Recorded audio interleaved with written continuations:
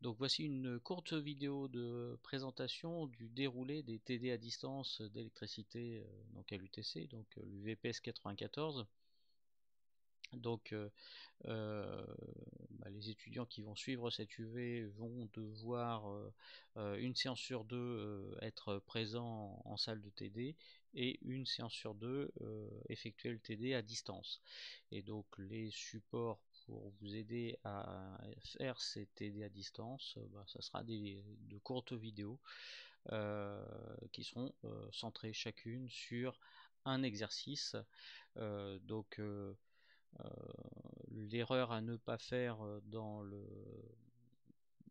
pour effectuer ces TD à distance de manière la plus profitable possible, c'est qu'il ne faut pas se contenter de regarder la vidéo et de voir la démonstration faite au tableau virtuel. Bon, en fait, c'est à peu près le même piège dans lequel il ne faut pas tomber en présentiel, hein, à savoir bêtement suivre la correction au tableau.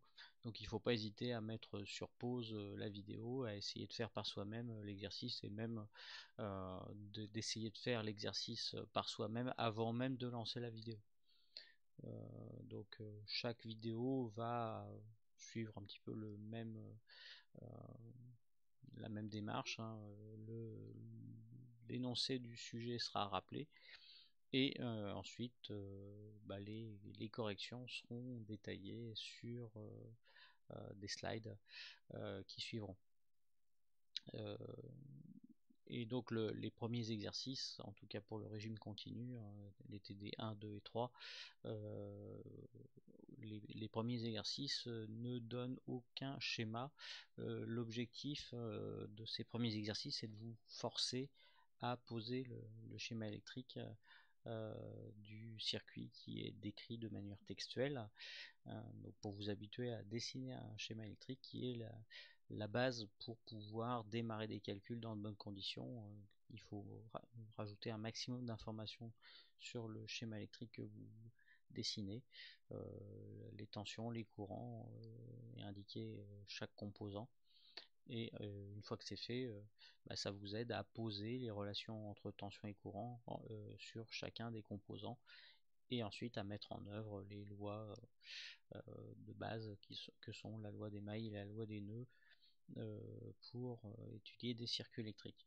Donc bon, ces notions-là, si vous regardez cette vidéo avant même que le premier cours ait commencé, ça pourra vous sembler flou, mais donc une fois le premier cours effectué, vous saurez ce que c'est que la loi des mailles et la loi des nœuds pour démarrer l'étude de circuits électriques, qui sont en fait nécessaires pour les tout premiers exercices, hein, de cette UV.